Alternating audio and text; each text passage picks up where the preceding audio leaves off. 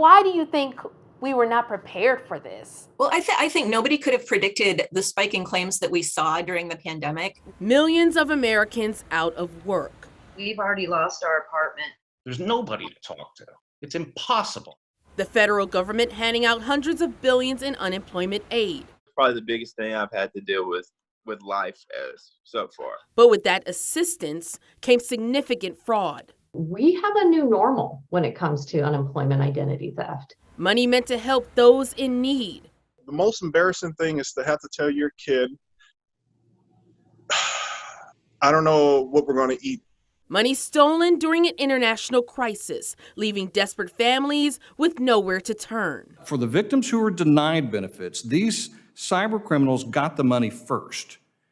And our research shows, as the chair noted, 40% were unable to pay their bills, 14% were evicted, 33% could not pay for food. The Department of Labor's own Inspector General said it was a combination of federal and state mismanagement combined with an array of scammer tactics that led to billions in lost taxpayer dollars. But where was the breakdown that allowed this fraud to happen? Flashback to the spring of 2020. The federal government, as part of the CARES Act, dedicated more than $872 billion through the Pandemic Unemployment Insurance Program.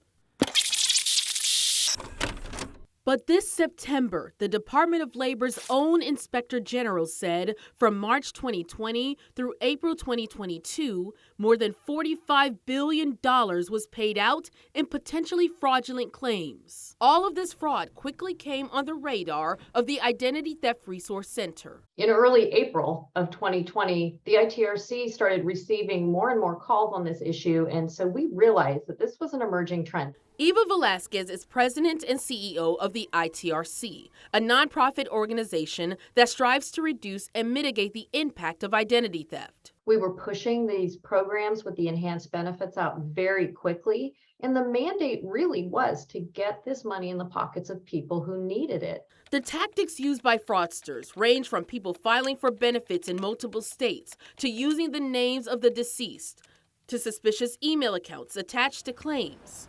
In one case, 11 members and associates of a gang were charged in a multi-million-dollar unemployment insurance fraud scheme. According to the Inspector General, the bad actors allegedly used personal information of more than 800 victims to submit nearly 1,000 claims for unemployment insurance benefits. We've seen this all throughout the pandemic.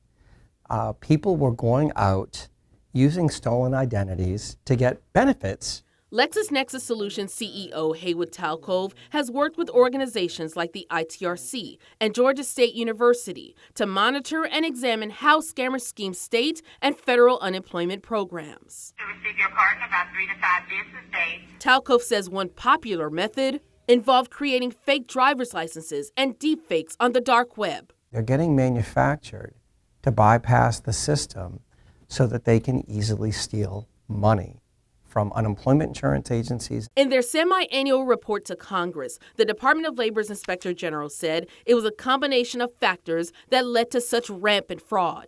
The unprecedented infusion of federal funds into the unemployment program, combined with stolen personal information, plus the program's weaknesses over the last several years.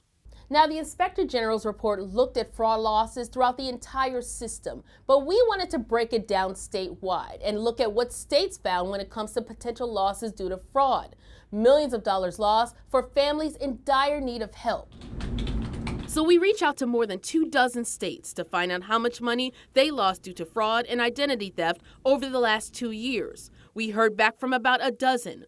All of them lost over $1 million, some much more than that. For instance, in Pennsylvania, state officials say they found an estimated $6 billion in fraud across all unemployment compensation programs. And according to the California State Auditor's Office, their Employment Development Department did not take action to bolster its fraud detection efforts until months into the pandemic. As a result, its data shows they paid about $10.4 billion in potential fraudulent claims, which circles back to the question we first asked. But why do you think we were not prepared for this. Well, I think nobody could have predicted the spike in claims that we saw during the pandemic. Nobody expected a pandemic, frankly, of this magnitude. Michelle Evermore is the Department of Labor's Deputy Director for Policy at the Office of Unemployment Insurance Modernization. Her department is now targeting changes at the federal and state level following a scathing review from their own Inspector General.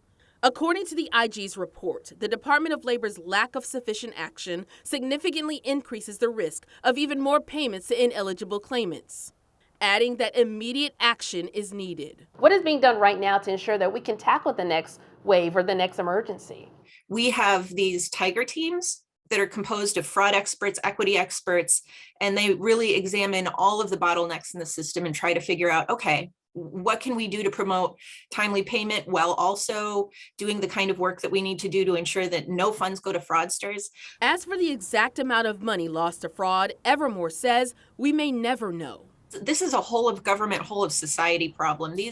A lot of these scammers are international crime rings. So we have to work in concert with the Department of Justice and, other federal agencies to make sure that we're actually tracking this for everyone. Experts say tracking and fighting fraud has always been challenging, but they say those challenges must be addressed and taxpayer dollars must be protected before the next emergency strikes and Americans turn to federal programs for help.